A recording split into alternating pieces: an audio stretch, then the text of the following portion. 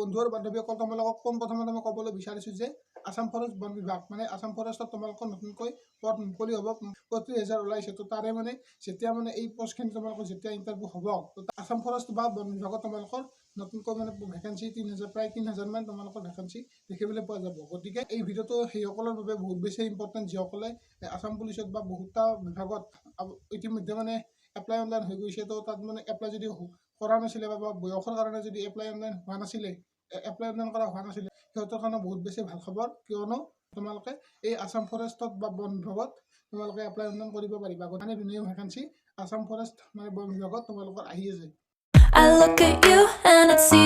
জয় বন্ধুসকল, welcome back my YouTube channel মিথুনৰ vlogs. তো পুনৰ এটা নতুন ভিডিঅ'লৈ আপোনালোক সকলোকে স্বাগতম জনাইছোঁ। তো বন্ধুসকল, আসাম ফৰেষ্ট বা বন বিভাগত তোমালোকৰ নতুনকৈ মানে পদ মুকলি কৰা হ'ব। কেতিয়া হ'ব ইয়াতে মানে তোমালোকে এপ্লাই অনলাইন কেতিয়াৰ পৰা কৰিব লাগিব আৰু তোমালোকৰ চিলেকশ্যন প্ৰচেছ মানে কেনেকুৱা হ'ব, তো তোমালোকৰ কোৱালিফিকেশ্যন কিমান লাগিব, বয়সৰ মানে কিমানৰ পৰা কিমানলৈকে দিয়া হৈছে, তো আপোনালোকক চবখিনি এই ভিডিঅ'টোৰ জৰিয়তে ক'বলৈ বিচাৰিছোঁ। একদম স্কিপ নকৰাকৈ ভিডিঅ'টো শেষলৈকে চাই থাকিব। তো বন্ধুসকল, এতিয়া কৰিছোঁ তোমালোকৰ মানে ফৰেষ্ট বেটেলিয়ন বা ফৰেষ্ট গাৰ্ড। তো তোমালোকৰ তাত মানে ফৰেষ্ট বিভাগত মানে বা বন বিভাগত এতিয়া মানে এই ভেকেঞ্চিটো ওলাব। তো খুব সম্ভৱ তোমালোকৰ যি এই ইণ্টাৰভিউটো আহিবলগীয়া ইণ্টাৰভিউটো মানে আছে।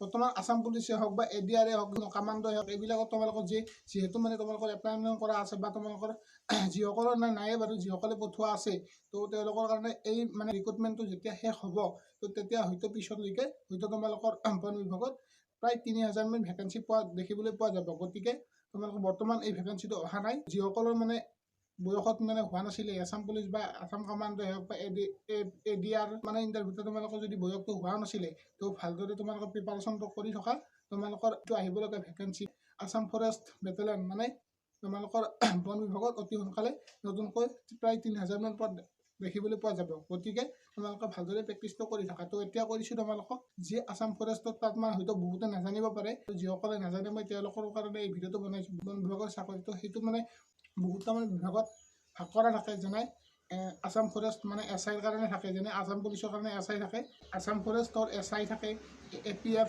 থাকে, তোমাৰ আসাম ফৰেষ্ট গাৰ্ড থাকে। তো এনেকুৱাকৈ forest guard, Assam forest guard, তো এনেকুৱাকৈ বহুতটা বিভাগত মানে ভাগ কৰা থাকে।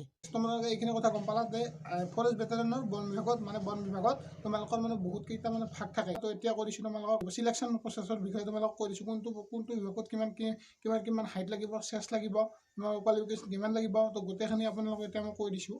আৰু গাইজ মানে ছোৱালীসকলক 16 কিলোমিটাৰ মানে খোজকাঢ়িব লাগিব, টাইমিং দিয়া হ'ব 4 ঘণ্টা। তো এতিয়া কৰিছোঁ তোমালোকক হাইট আৰু চেষ্টৰ বিষয়ে। তো হাইট আৰু চেষ্ট মানে ইয়াতে হাইট আৰু চেষ্ট কিমান লাগিব, OBC MOBC EWS সকলোখিনিতে তোমালোকৰ হাইট লাগিব 163 চেণ্টিমিটাৰ তোমালোকৰ হাইট লাগিব, আৰু ছোৱালীসকলৰ হাইট লাগিব 150 চেণ্টিমিটাৰ। তোমালোকে এইখিনি কথা গম পালা। আৰু গাইজ মানে তোমালোকে জানাই চেষ্টৰ কথা, তো 82-85 চেণ্টিমিটাৰ তোমালোকৰ লাগিব। বাকী ছোৱালীসকলৰ কোনো ধৰণৰ চেষ্ট জোখা নহয়, অনলি এইটো ল'ৰাৰ কাৰণে চেষ্ট লাগিব 82 চেণ্টিমিটাৰ আৰু 85 চেণ্টিমিটাৰ। আৰু বন্ধুসকল ST হিলছ ST প্লেইনৰ মেলৰ কাৰণে তোমালোকৰ হাইট লাগিব 153 চেণ্টিমিটাৰ। তাৰপিছত তোমালোকৰ ছোৱালীসকলৰ লাগিব 145 চেণ্টিমিটাৰ। মানে তোমালোকৰ যিটো ৰিটেন এক্সাম, তো SI তোমালোকৰ ফৰেষ্টাৰ গ্ৰেড 1, তাৰপিছত SI ফৰেষ্টাৰ গ্ৰেড 1, তাৰপিছত SI তোমালোকৰ SIটো তোমালোকৰ 150 মাৰ্কৰ দেখিবলৈ পোৱা যাব। আৰু বন্ধুসকল যিটো ফৰেষ্ট গাৰ্ড APF, তো এইটোত মানে তোমালোকৰ 100 মাৰ্কৰ হ'ব। আৰু বন্ধুসকল আমাৰ যিটো ড্ৰাইভাৰ কনষ্টেবল, তো সেইটো হ'ব তোমালোকৰ মানে 110 মাৰ্কৰ। তো বন্ধুসকল এতিয়া আহিছোঁ ফৰেষ্টাৰ গ্ৰেড 1লৈ। তো প্ৰথমতে আমি ৰিটেন এক্সাম দিব লাগিব। তো বন্ধুসকল এইখিনি কথা তোমালোকে গম পালা। তো এতিয়া কৈ দিছোঁ ৰানিং মানে ল'ৰাসকলৰ ৰানিং হ'ব মানে 3200 মিটাৰ তোমালোকৰ ল'ৰাসকলৰ ৰানিং হ'ব। টাইম দিয়া হ'ব তোমালোকক 14 মিনিট। তাৰপিছত ছোৱালীসকলৰ তোমালোকক কৈ দিছোঁ ছোৱালীসকলৰ ৰানিং হ'ব 1600 মিটাৰ।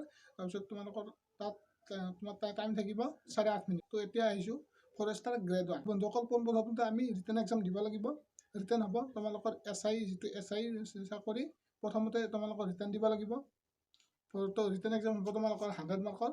তাৰপিছত তোমালোকে ৰিটেন পাছ কৰাৰ পিছত তোমালোকে ফিজিকেল দিবলৈ মাতিব। ফিজিকেলৰ মাৰ্ক থাকিব 40 মাৰ্ক, মানে 40 মাৰ্ক তোমালোকক ফিজিকেলত দেখিবলৈ পোৱা যাব। লগতে মই লং জাম্পটো কৰিছোঁ। ল'ৰাসকলৰ লং জাম্প হ'ব 16.5 ফুট আৰু ছোৱালীসকলৰ লং জাম্প মাৰিব লাগিব 12.5 ফুট। তোমালোকৰ যদি NCC চাৰ্টিফিকেট আছে তেতিয়াহ'লে তোমালোকক মানে 5 নম্বৰ দিয়া হ'ব, আৰু লগতে অৰেল বা ভাইভাত তোমালোকৰ 5 মাৰ্ক দিয়া হ'ব। টোটেল 150 মাৰ্কৰ ওপৰত ভিত্তি কৰি তোমালোকৰ এই মানে ইণ্টাৰভিউটো হ'ব।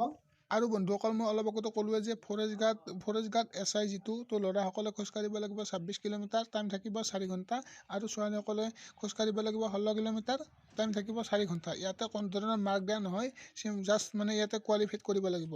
আৰু বন্ধুসকল লগতে তোমালোকৰ যিটো ড্ৰাইভাৰ কনষ্টেবল তাতো তোমালোকৰ ফিজিকেল টেষ্টত 40 মাৰ্ক থাকিব, আৰু তোমালোকৰ এটা স্কিল টেষ্ট লোৱা হ'ব, তাতো তোমালোকৰ মাৰ্ক থাকিব 10 নম্বৰ। আৰু ৰিটেন এক্সামত তোমালোকৰ মাৰ্ক থাকিব 50 মাৰ্ক। NCC তোমালোকক 5 মাৰ্ক তোমালোকক দিয়া হ'ব, আৰু লগতে অৰেল বা ভাইভাত তোমালোকৰ 5 মাৰ্ক থাকিব, আৰু টোটেল 100 মাৰ্কৰ ওপৰত ভিত্তি কৰি এই ৰিক্ৰুটমেণ্ট প্ৰক্ৰিয়াটো হ'ব।